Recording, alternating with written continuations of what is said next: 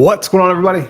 It's Top Bets. We're checking back in. We got my main man, Teaser Nation, now known as Bet with the Boys, here with me once again. We are going to go over the Arnold Palmer Invitational deep dive, little breakdown, talk about some guys we like, some guys we don't like. Appreciate you guys tuning in each and every Tuesday night. Not a fun, cognizant, classic overall experience from the matchups are continuing to be there for me, but my outrights, we have not got one. So you know what that means? We are absolutely due. How are we feeling tonight, Teaser? Yeah, same with me. That one round matchup that I think you were on it as well, round one, where we took that parlay, that really kind of saved my week. Luckily, I put a lot on, or unit wise, on that. That was free money. That was what I always like to say. The sports books are giving, they hand out free money. You just got to go find it. You just got to go find it. That's it right there. So we got a profitable week because of that, but the whole tournament card was 0 for 4. We had a couple tough breaks. Chris Kirk, top 20. I think he was 24th. Russell Henley didn't do much on Sunday. Then we had Shane Lowry over Minwoo Lee. He kind of blew that one. I mean, classic Lowry. Don't get me started on Minwoo, man. Yeah. I'm kicking myself for Minwoo, man. I sat here last Tuesday and I proclaimed it's a Minwoo Lee kind of week. And I look throughout the whole industry and I don't see him anywhere. And I'm sitting here like, man, I guess I'm missing something, or you know, usually you're on somebody and then you just like you do some research and you go to some other sites and you see everyone else is on the same person, and that's like an immediate red flag. And normally, if I don't see somebody, I'm like, oh man, like I'm hammering this guy. But for whatever reason, for Minwoo, I was like, man, maybe I'm just not seeing it. So my dumbass did not play him. I had him in a couple matchups, but I had nothing for outrights, nothing for placements. And I had my one and dones. I have a guy, you pick 3 guys. I didn't even pick him and them. So it was a frustrating week for sure. Yeah, it was. I started out well, but then just the water, man, it just gets you every time. You can't be too much with that around that place. But move on to this week. Hopefully, I think this week we will. Yeah, I think we'll get one of those favorites this week, I believe. Although last year was a long shot in Kitayama, I do think we'll have our first favorite of the year here. I don't see in a no cut event. I don't think a long shot's going to win this week, but could be wrong for the 10th time this year. So we'll see. Before we dive in, I appreciate you guys tuning in each and every Tuesday. If you guys are on YouTube, hit that thumbs up. We have gotten a lot more views going to the Tuesday show, a little bit longer shelf life. So if you guys are here, say what's up in the comments. We'd love to hear from you guys. Let me know how you guys did last week. If you guys are enjoying the matchups that we give out in the Discord, you're enjoying the outrights that we have not hit yet, but maybe you're on the same outrights, just have not got there with us. So we love to hear from you guys throughout the show. We'll be here for about 25 more minutes, just going over some guys that we like, and nothing official, but it does give us a good deep dive perspective into what we are looking for. And then we try not to overthink it as we get to the Wednesday official cards. So as always, you can get VIP from myself in my own Discord below, teasers in there. And then you can also get with Bet with the Boys golf Discord, hit up teaser on X and get that situated there. So, all right, now we go towards Bay Hill. We got probably the toughest course that we've seen so far besides PGA National, but a little Bay Hill for the Arnold Palmer Invitational signature event, as you said earlier. We've said before in this season, we've gotten a lot of different results with the outrights, and last year was chalk left and right. This year, and Teaser made a good point because I texted him. I said, "Hey man, like, what's wrong with these outrights? What are we doing differently?" And he said, half the good guys went to live, and now it's giving opportunities to everybody else. So that's a pretty good perspective there that I didn't really think about. It's like now they're Rory screws up, Scotty screws up, Cam Young screws up. So someone that is chalk screws up. it's not John Rahm. It's not, Cam Smith. It's not anything like that. It's, it is basically some nobody like last week, and then somebody nobody like 2 weeks ago. It's opened up the field dramatically. So bear with us as we we get situated with the how the schedule's going, how the field's going. So we will get there. Trust us with the outrights. We'll get back right to it. Maybe this week. Let's get it. Let's get it one outright to see it in the hoop for sure. Yeah. All right. Teaser, break down Bay Hill. What are we looking for in our stats, and some guys that we should probably look that you like this week as well? Yeah. So it's a par 72, almost 7,400 yards. Pretty long course by standards. Like we kind of talked about, it will be one of the tougher courses so far this year. More of a grinder type course that if you make par on a lot of holes, that'll be a good score this week. Usually we see kind of the cut low teens, maybe high, like 8 under, 9 under. Even sometimes was even lower when it had one. I think it was like 4 under. That was right before COVID. So yeah, there's kind of a variety of players that have played well here, but they're mainly bombers, guys who hit it far, and then short game guys as well who can kind of scramble. Many long par fours, as I said, and then long par threes. I think 2 or 3 par threes above 220, I would say, around that area. So very long par threes. Pars on those will be good. Just kind of, work your way around the course. So yeah, going to really need to scramble on those par threes and have a great short game this week. That's why we kind of see, I'll kind of talk about Jordan Spieth a little bit. He's played well here. I think 2 top fives and 2 starts. So that's one guy. Course comps, we see Quail Hollow where they have the Wells Fargo. That's a good one. Obviously, the one last week, PGA National, is a good course comp with it being difficult. So really just the key stats this week. Driving distance for me is a big one. Bogey avoidance again.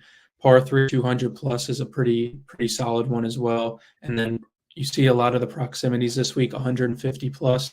So it's another week where we're not going to see too many wedges. It's going to be more mid to long iron approaches into greens.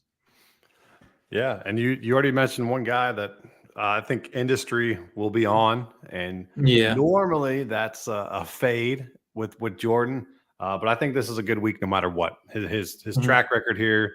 There's a lot of great golfers this week, obviously with the signature event, but a lot of them have really good experience at Bay Hill. So I think we're in for a dogfight this week, and I'm going to be tuning in. Obviously Sunday, sweating for some outrights here, and I think we're going to have a nice little show on Sunday with some big names up there. So I think this is kind of the week that gets right for the PGA Tour. But yeah, Jordan, and then obviously you have Scotty, you got Rory, you got Xander, Hovland, Cantlay, and I've seen a lot of love for Ludwig this week. What do you? That's just a quick kind of glancing around the industry, and I've seen a lot of love for Ludwig. What do you think about him? Yeah, I saw it too. I guess, he only has 1 start here, tied 24th. I guess, he does hit the ball far. Driving distance, he's above average.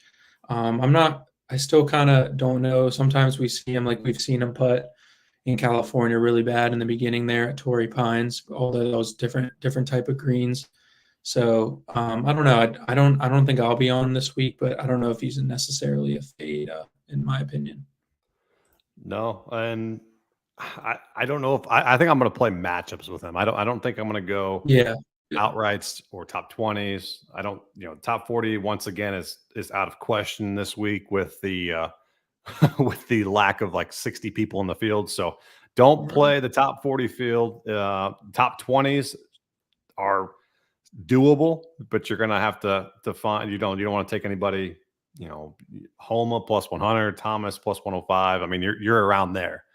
But then you got everyone else minus 150, minus 165, minus 300. So, it's really, really tough to find. I think the market this week is matchups. and then maybe find some live outrights. But guys that I think I'm a little bit more high on. I like Xander this week. It's just disgusting to say. I say it. I think I say it every stream that I like Xander, but he's got some good track record here. You already said Spieth, Morikawa can definitely play here, and depending on the wind. So if it's a windy course, and if we do end up getting wind, we can we'll for sure announce that we if there is expecting wind on Wednesday. Tommy Fleetwood's always in play for me, always in play. Yeah. So him, and then you got Cam Young playing really good golf. We nailed that last week. I was on his top 20, and I've been on him pretty spot on this year.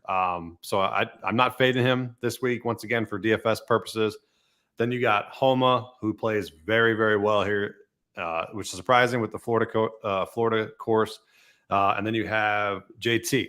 So JT is an intriguing play for me this week because I have not seen him a lot in the industry, and at 28 to 1 is not a bad play here.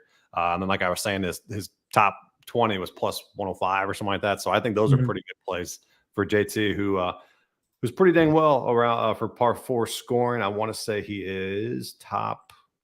He's 13th in birdie percentage on par 4s. So that's always nice to see. Obviously, the guy who owns that is Scotty Scheffler. So obviously, he's going to be up there. It's kind of everybody tunes in and you want to hear about Rory and Scotty, and it's like, yeah, what else do you want us to tell you that they're really, really good at golf? But there was a nice little thing of Scotty though.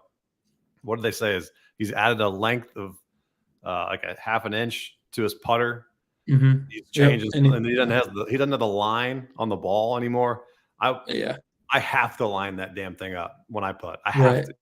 That's like my target point. I mean, I don't know. I don't know what he's doing. I don't know. Yeah, I think he's back to like the tailor-made putter too, the spider thing. So I mean, we'll see. Yeah. So we'll see what he does, but I mean, that's the only really thing holding him back from winning every tournament. But yeah, and in my defense to that, what he was doing wasn't working. So why not try something different? It can't be any worse, possibly. Right. So you play Scotty. You know his top 10 is minus 140. It's just crazy. If you want to take something, take a top 5 plus 160. But that's still, I mean, I wouldn't do that. Yeah. Anybody else outrights that you're looking at? Outright wise, I don't know if I'm going to take them outright wise yet, but it's definitely a placement I'm thinking of, and that's Matthew Fitzpatrick. Oh, baby. Love it. Yeah, it's kind of scary though, because it's one of those weeks where it's like, although you talked about the wind again, like he's one of those guys I'm taking all the time with Fleetwood if it's in those conditions. But the course history here is crazy. It's a 14th, a 9th, a 10th, a 9th, and a 2nd. So five top 15s in a row last 5 years, which is, it's got to break at some point. But hopefully not this year. But I definitely like the top 20 here. I think he's second in the field in strokes gained total. He's gained like 43 years, so he really likes his course. Kind of fits his game well, just like PGA National kind of did. Long irons, par 3s, he usually plays pretty well on. Pretty steady golfer, so I like him top 20 mostly, but I'm not sure about an outright yet. And that was Fitzpatrick, you said? Yeah, I think he's 30. Yeah, I'm strongly considering him this week. Obviously was the cover boy, right? I had Cam Young last week, threw Fitzpatrick in there this week. You can't just always go with Rory and Scotty and Xander. You got to throw some oddballs in there. And then one guy who I think is completely over his back injury, and that is Willie Z. So I think he's in play once again. He's shown his ability to play tough courses very well. I don't know his exact. I don't know if he's played here before. To be honest with you guys, yes, I think he has a 53rd, 38, and a 10th. So that's pretty dang good. So not opposed to 53, 38th, and 10th. Just like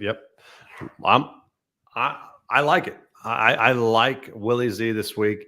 I could see myself taking him as an outright right along those lines. You know, Jason Day, who plays this course very well. I'm probably going to fade Jake Knapp again, but he's the hottest golfer. But I'm probably going to fade him again. Yeah. I'm just looking at some guys with lower odds. I like Adam Scott's got a good track record here. Yeah. I'll say is- one guy I really you like, top 20, but I can also see, carrying on kind of the non-favorite is Harris English at 50-1.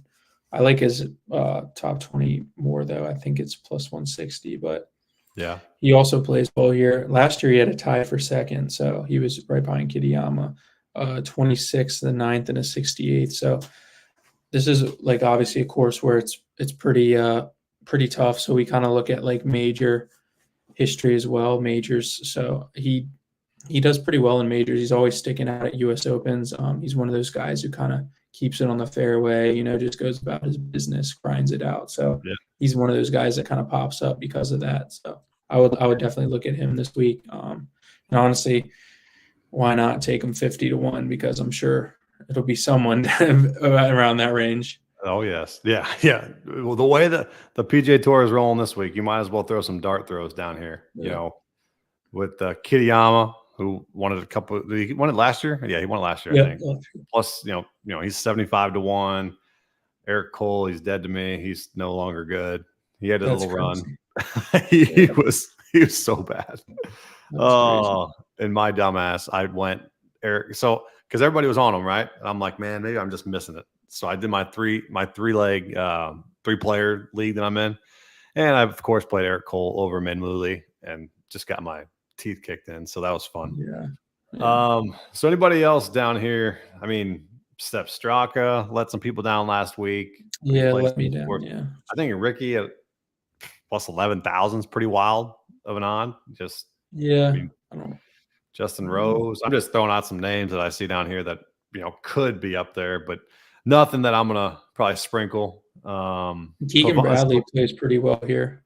Bradley, yep. We did have a couple questions last week on Poston and Pavon, and they played very well last week. So shout out to those who asked that question. I'm done fading Pavon. I don't know. I mean, this guy's like one of the best golfers of all time, I guess. Yeah, I don't understand it.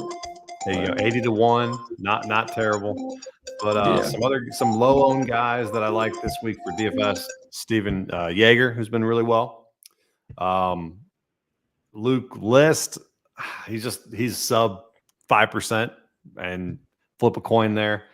Cam Davis has played pretty well. Tom Kim, Lucas Glover, Swamp Ass. I always have to have Swamp Ass mentioned in he's sub 5%. Shane Lowry is 6% owned. I mean, those are pretty good options there for sub 5%. Ricky Hogard, they're all, and Justin Rose. Those guys are Minwoo. He's chugging 16%, which is wild. That's typical golf DFS right there.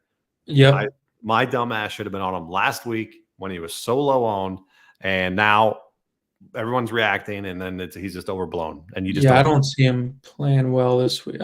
He could, but now since he's a little chalky, I don't know. Damn, I just looked at Willie Z's, and he's 18%. So people are on the same wavelength there. What about English and Fitzpatrick? Let's see what English is. What do you think of? So English is 12%. That's not bad. And Fitzpatrick, Fitzy's 16. So he's right there. They're right in the middle of the pack. Okay. Here's a guy that we haven't talked about yet. Sam Burns. You are a Burns truther. So if you tell me to play Burns, I'm playing him. What do you think? Yeah, I've been pretty decent on him this year. He just obviously hasn't won. Been pretty solid when I know. I honestly don't really like him here. I don't know. He's one of those guys where, I mean, if you look at let's just look at his recents, right? Like, and we can kind of just go from there, like what, the consensus is. Genesis, he got a 10th. So what would you say? That's like a medium hard course. I wouldn't say it's the toughest of courses. I would say Genesis was one of the tougher ones this year so far. Yeah. Kind of a niche course for people. WM had him there. That's not too hard of a course. Pebble Beach, easy. American Express, easy. Centrith. But, I mean, if you go back to the majors, this was my whole thing with Sam Burns is he doesn't show up in majors. And this is kind of a major field this year. It's also a no cut. He never really shows up in these type of events. So I'm not going to be on him this week. It's not necessarily like I'm going to fade him, maybe in matchups if I like someone better. But I'm off of him this week. It's just not going to make my card and just kind of see how he does. I gotcha. I mean, the industry is on him for DFS at 18%. So that's surprising. That's a surpriser to me. So that is surprising because he doesn't even play well either. He has a cut, 9th cut, 40th, and 60th. Yeah, I'm trying to figure out where that ownership is coming from. So that's weird to me. He's even above Cam Young, Homa, Thomas, Willie Z, Fitzpatrick, and Day for outright odds, which is good to see. But I don't know, just not somebody that I am targeting this week for sure. Yeah. You know who's last in strokes gained total before we move on is Minwoo Lee at this course. So two missed putts. Yeah, -20 strokes gained total, worst in the field. So you heard it here first. Do not play Minwoo this week. How about that? No DFS lineups. We're just fading him until he goes first round leader, and then I pound him for matchups.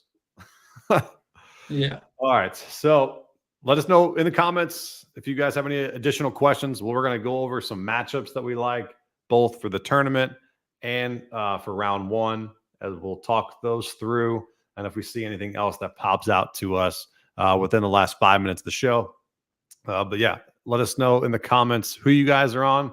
What do you guys like about this tournament? And if you have any other additional questions for us, and I don't know, tell us about what do you guys think about the PGA's Tour just in general? I just feel like it's a little bit off this year. I mean, I don't know. Do you feel the same way, Teaser?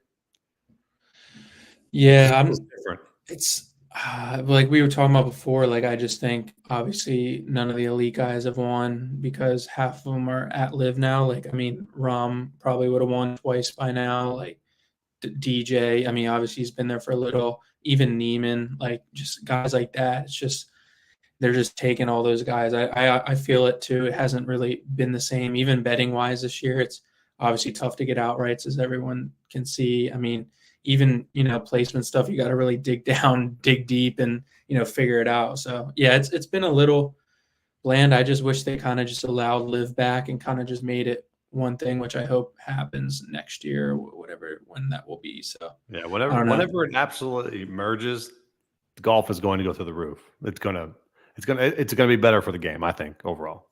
Yeah, I think so too. It's to the point where it's just like, just let them play. I mean, even like the world golf rankings, it's stupid. Like Neiman's like 200th in the world. It's dumb. So yeah, right. We got Peyton. What's up, buddy? As always, that man tunes in every stream. Appreciate you, buddy. He says, "Yo, boys, what do we think about Homa here? Decent history." And I mentioned him that I'm definitely on him this week. I like what he brings to the table, and it's surprising because you think you play him on the West Coast, but he plays this course very well. Industry for DFS, he's actually 13%, so I think he's a great pivot. He's at 9,200, so he's right around the range of Morikawa, JT, Spieth at 9,400. Then you have Burns right there and Ludwig. So I think he's a great pivot from those guys at 9,200. What do you think about him this week? Yeah, top 20 is like -105, so I kind of would stay away from that. I really would just either get him in a matchup or maybe outright. But yeah, it's one of the tough courses. I mean, he's a grinder. He's gonna kind of grind it out at this course. The one thing that does kind of alarm me is he hasn't been that sharp yet this year. Didn't really dominate on the West Coast as we kind of thought. Obviously, the Genesis finish was a little better than what it kind of looked like, but putter's been kind of a little iffy, and off the tee's been a little iffy as well. So I don't know if like his game where it is at where I kind of want it to be, but I don't mind him this week just based off the course history and like the mentality of the tough course aspect of it. Yeah. I mean, as we're all saying it, I mean, he's got to be due, right? Definitely due. All right. So we got I'm just looking at some tournament matchups and some round one matchups. Let me know what you are thinking on some of these. So, the first one that sticks out to me for a tournament matchup is Fitzpatrick over Burns. That's not I bad. was Minus just gonna say, yeah. I was just gonna say, yeah. that's the number one thing that popped up to me. And the other one that's kind of surprised me for the tournament was Adam Scott plus 100 over Keegan Bradley. That was another one that's right there. See, I So, liked Keegan a little bit in that, but I do think it's yeah, 50-50, but that's why, yeah, 50-50 and you're getting plus 100. That's why I was thinking of the value yeah. there. Depending on the weather, if it's windy, we're talking about Homa, but I mean, if it's windy, I'm taking Fleetwood over Homa there. But we don't know what the wind's going to be yet. We'll have a better idea of that team tomorrow. Let's see. Shoffley at plus 105 over Hovland's interesting, but this is one of the weeks where Hovland like goes off probably. I don't mind him this week. But yeah, I think he'll be. I don't know if he'll fly under the radar or not, but I haven't seen much of anyone on him yet. But yeah, he's one of those guys. He's just gonna come. He hasn't really been playing too well, but this is the week he'll probably, and I probably won't be on him, and I'm gonna be pissed, but he'll probably just come out of nowhere this week and start playing again. But here's an interesting one here. This is surprising that they would put these two together, but Justin Thomas over Harris English, and it's only minus 120. ooh. That scares me because it's like, okay, maybe they think Harris English is going to absolutely ball out this week. I love Harris English this week, so I wouldn't even touch it. You wouldn't touch it. See, yeah, I guess I just haven't had a read on Harris English, but I mean, from just someone looking at the odds, you'd be like, why is Justin Thomas matching up against Harris English? So that's a good indication there that the books are anticipating, I think, Harris English to do well this week. So Right. I like that, and I think this is another aspect of betting golf that a lot of people, if you're playing DFS and you're looking at stuff, tournament matchups, seeing who the heavy juice is on, round one matchups. I think that's a great indication of where the books are kind of thinking this tournament will go. So not just always the outright and the top 20s and the top 40s. Look at those matchups, and I think it gives you a better glance of what everyone's thinking from the books, at least. One that confuses me is Kirk minus 115 over Tom Hoagie. Tom Hoagie's either going to miss the cut or come top 10, but you tell me. You're the Hoagie special. Yeah, I don't see much from him this week, but that's another one that's kind of interesting. Yeah, I'm gonna switch to round matchups. Let's see if they have any round one matchups listed. Yeah. Do you do much with the that two ball, the three ball? I mean, like with the three sums there. Three balls? No, I don't really focus on those a lot, honestly. I think those are like those long shot ones, obviously, right. where you sprinkle and you're hoping to get those, but I wouldn't necessarily play those all the time. I think the straight up head to head matchups are the way to go for sure. Right. Yeah. All right. So man, God dang it, why did they do this to me? Willie Z versus Minwoo Lee. It's like, take Willie Z, you dumbass. Take him now. Yeah, they definitely know how to do that. Like, I got to take that, right? I have to. I've just been shitting on Minwoo Lee all stream long, so I got to probably take that. Yeah, I think I would. I didn't see that one. That's on DraftKings. Yeah, I'm just scrolling through DK right now. The round one matchup. Gotcha. Anybody else that sticks out right now? Let's see. Oh boy, Scotty over Burns minus 180. Yeesh. Jeez, that's insane. Shoot, that would be an interesting one. But if we want to fade the winner of last week, Eckroat. There's an Eckroat, right? Austin Eckroat. Yeah, Eckroat. Pavon minus 120 over him. Don't mind that. Don't mind that. That's not bad. JT minus 140 over Knapp. Could get on board with that. That's crazy that they paired him with him. Yeah, what's up with this soft JT stuff, man?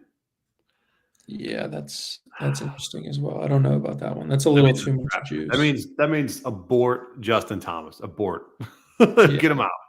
Just don't do it. yeah, he's Boy. been weird too lately. I mean, I think he's finding it a little bit, but he's still kind of all over the place sometimes. But I mean, it's usually when you want to target him is round 1 or 2 because that's when he goes low, and then he'll just go 1 over on the weekend. Fade Usually when he's completely, in contention. So what's he? don't mind it. What the heck has JT done here? I gotta nip it in the butt. All right, he's got a 21st last year here. 21st. All right, back to the matchups. Let's see. Just do a couple more matchups, and we'll get up on out of here. If you have any additional questions, let us know in the comments before we get out of here. Any other ones you're looking at? I'll probably dive more in tomorrow, but yeah, as of right now, that you kind of touched on the ones tournament matchups. I think obviously my favorite one's the Fitzpatrick, so I definitely would take that if anyone listening out there over Burns. But Morikawa matches up with Rory round 1. You got plus 120 Morikawa, but I think Rory comes steaming out. Yeah, he probably will go 5-6 under, but there you go. Take your boy Spieth plus 100 over Xander. That's a tough one. That is tough. That is a tough one because Xander, I saw a stat on him yesterday. I think he hasn't missed a cut in his since like a year or something. He's had like 38 top 10s. He's been steady, yeah. So, or all right, I don't know when it was, but yeah. Here's one anchor to my 2-leg parlay. Here's one of them. I'll give them out one on the stream, and then I'll give out the other one to subscribers. But we got Homa over Kitayama, minus 155. That's my first parlay leg right there. For tomorrow, right? Yeah. For round 1. Thursday. For round 1. Yeah, Thursday. Yep. Minus 155. I think that is, if you want to play it straight up, go ahead. But I think that's a good lock it in for a first leg only play, and then maybe sprinkle a minus 200 odd. Maybe the Scotty over where is he at? Scotty over Burns minus 180. Not a bad. I definitely want to see the weather first for Thursday as I dive into that, because I almost got screwed on Honda Classic because of it. But because remember, I thought it was going to be all windy, and it was nothing that first day. And they attacked the course, and it almost. So we got to make sure, like, sometimes you kind of base round matchups on weather. So it's like you got to make sure that the course will actually fight back a little first. So. Right. All right. Before we do get out of here, we forgot this. We always forget about it. What's your one and done? Your one and done. Who do you got? Yeah. I don't know if I'm locked in yet on it, but you go first, and then I'll go. I don't know yet. I'll give a couple. We'll think of it real quick. I think the one and done this week doesn't mean. I mean, obviously you want him to win, right? But I think just a very solid pick is. I think Spieth's a really, really good play, and then if I want to save Rory, but I think this is a good spot for Rory. I really do. But I just think you got to save him. I might be saving him for the Masters. So I'm probably going to keep Rory and probably play Spieth. And if I had to play somebody else, I want to say Willie Z, but I'm probably thinking maybe Homa. But my first pick would be Spieth. What do you got? Yeah, I think I've used Spieth already, so I probably would go. Honestly, Hovland could be one. Harris English is probably low owned, I would say, is my favorite, because obviously no one's going to be on him. Or Fitzpatrick, I would say. Fitzpatrick, yeah. If you say like you're really, really low in one and done, and you haven't used many of these top tier guys, start to use them. maybe you saved them, or you're up top, and then you've already used them. You got to have some low owned guys. Like Fitzpatrick would be a great play too. So, all right, we got a little bit over 8 o'clock, but that's all right. We had a good old discussion about it, and we had a lot of people tuned in. So we appreciate you guys for tuning in. If you guys have any additional questions, DM me at .bets on X, and then at Bet with the Boys over for teaser. Make sure you guys want to join the Discord, hit the link below. And if you guys are watching replay, make sure you hit that thumbs up. And if you do have comments throughout, and you leave it on the YouTube channel, I will be answering them throughout the evenings as we head into the early lock of Thursday morning. So a lot of things can change. I know this is a Tuesday stream. I know questions can arise. So appreciate you guys tuning in. Any other things, any other last words you got for us? I think we covered a lot. So yeah, hopefully we get that first out right. We'll have them out. Let me know if anyone watching, if you want to do VIP, it'll be just shoot me a message, DM through X, as he said before. So yes, sir. Appreciate you guys tuning in. All of our official cards will be out on Wednesday evening. Yep. See you guys. So.